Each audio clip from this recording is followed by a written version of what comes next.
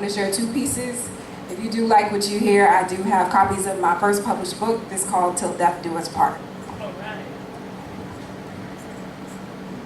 Mic check, mic check. Yo, Mike, where's my check? I've been slinging on this pole and still ain't paid yet. Week after week, I get up here and I drop my pride, giving all these listeners a 5-minute ride, letting go of inhibitions and relinquishing my will as I humbly bow down and conform to his will. You know what Mike said to me? He said, Sonya, I want you to strip for me. I said, do what? He said, I want you to strip for me. I want them to see you naked and unashamed, and I guarantee that like no other, I can make it rain.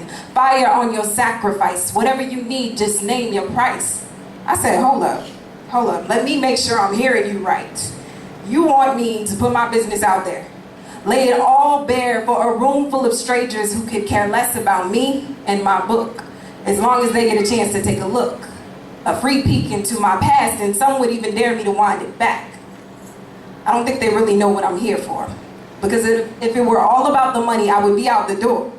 See, when I get up on the stage and take this mic, I'm literally pouring out my heart. The good, the bad, and the ugliness. And I'll admit that I'm still a hot mess. No greater than the next poet up on deck. So Mike, once again I ask, where is my check? If currency in the kingdom of God is saved souls, then I'll willingly drop my pride on this pole, poetically naked at every open mic, if that's what it takes to lead them to Christ. Okay.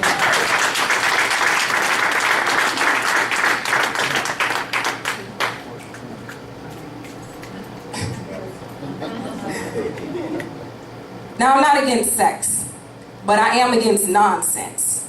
And it only becomes nonsense when it is taken out of context, disregarding its purpose. It's like we're in a contest, but there's no real prize because all you really earn is a heart full of lies and excuses for the abuse that you continue to endure.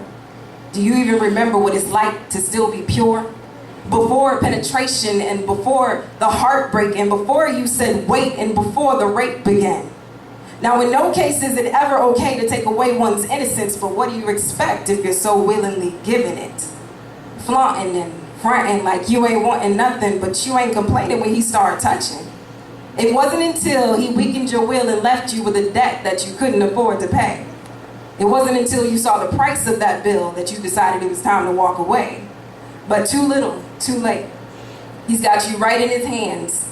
And reaching an orgasm is the least of his plans. He's not after your body, see, he wants your soul. And he won't stop until he turns your heart ice cold, deeper and deeper. He continues to bust until he impregnates your mind, body, and spirit with lust. You sigh in relief as you watch him walk out that door, but it's not long before he's back again. What was once so intimate has been robbed of its innocence. Why? Because you continue to let him in. See, when hurt is his firm and your flirting only confirms that he was welcome to, well, come into your presence. Commune with the essence of this woman behind the facade. See, his one and only desire is to draw you into his fire and out of the presence of God. So, sex is a game, huh? And society says not to hate the player, hate the game, but the way I see it, they're one and the same. And the only difference is, you're the one getting played. Okay.